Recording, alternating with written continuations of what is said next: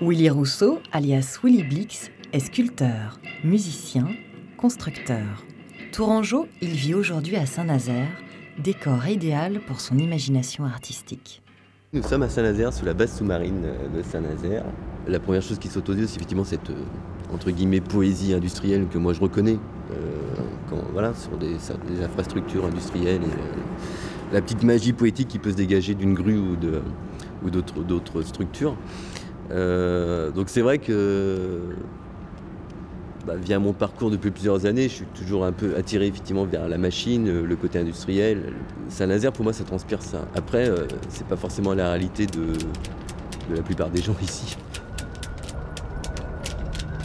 De l'autre côté du bassin, il y a une grue qui est assez belle, qui m'a inspiré directement un instrument de musique gigantesque en fait, qui serait une contrebasse monocorde. Cette grue ne sert plus à décharger aujourd'hui.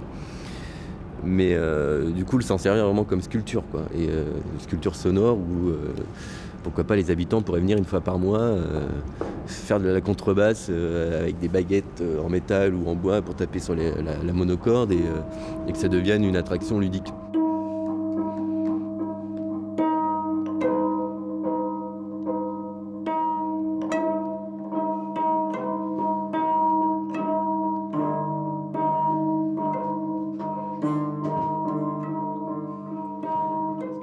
Il y a 10 ans, Willy Blix montait une compagnie de marionnettes automates dans laquelle il expérimentait le rapport entre machine et récit poétique.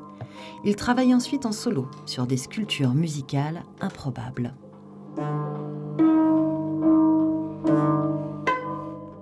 En fait, le départ de ce truc-là, c'est effectivement l'idée de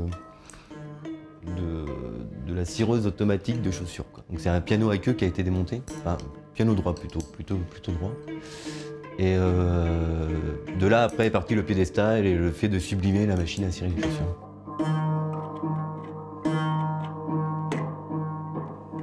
Moi, ce que je défends avant tout depuis des années, donc je suis pas politisé, je suis voilà, ça veut pas dire que je suis à côté de la société non plus, bien évidemment, mais moi, mon leitmotiv principal depuis tout petit, c'est le rêve en fait.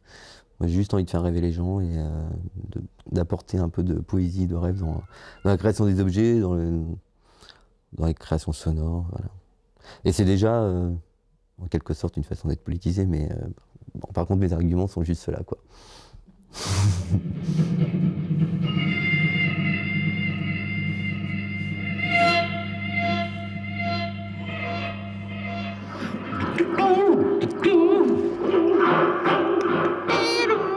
Rêver le monde, composer la bande-son d'une ville portuaire et peut-être demain transmettre son savoir-faire à des étudiants en art.